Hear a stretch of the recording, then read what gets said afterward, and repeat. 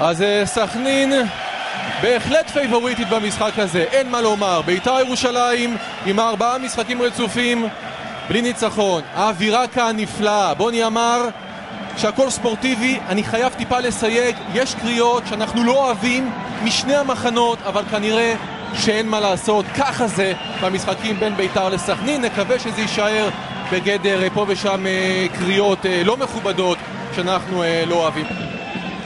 פיאן יוצא קדימה, יש לו את דיאמן, כדור לא טוב, ניגוד כדור, שטרית מנסה להכניס את זה, קדוסי עכשיו במצב טוב לעשות 1-0! בני סכנין מובילה 1-0! אוהד קדוסי פעם שנייה ברציפות, מקפיץ כאן 5,000 מטורפים באדום בדוחה. מסירה מצוינת, בעיטה חדה בעזרת הקורה ולרשת של ארוש, וקדוסי מעלה את בעלת הבית ל-1-0.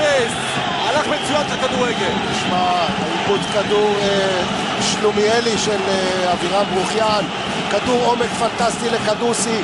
אריאל ארוש חשב שקדוסי עם רגל שמאל נותן לפינה הרחוקה, הוא נתן לו על הקרקע לפינה הקרובה.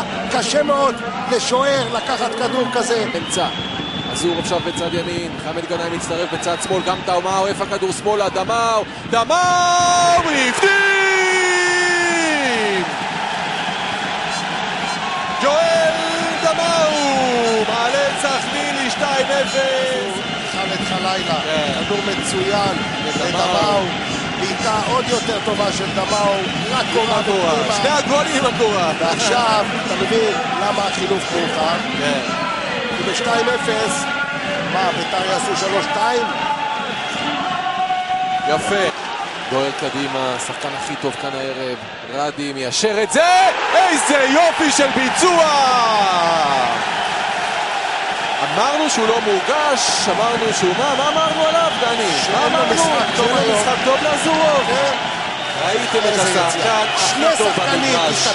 שני שחקנים מול 4 שחקני בית"ר ירושלים. דיברנו על ההגנה הקטסטרופלית של בית"ר. שוב לפינה הקרובה, שוב כדור מצוין. איזה פלישה של אזורוב.